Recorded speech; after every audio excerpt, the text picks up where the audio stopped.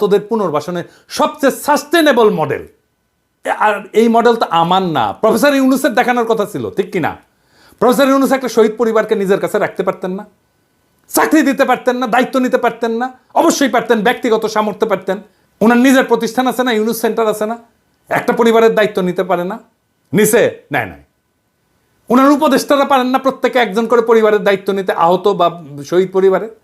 একটা আহত বা শহীদ পরিবারের দায়িত্ব নিতে ওনাদের সমস্যা কি? উনি যাদের যাদের ডেকে ডেকে চাকরি টাকরি দিয়েছেন, পত্তর দিচ্ছেন, মন্ত্রী বিশেষ সহকারী বানাইছেন, ওদের দিতে পারে না? তারা একজন করে দায়িত্ব নিতে পারতো না?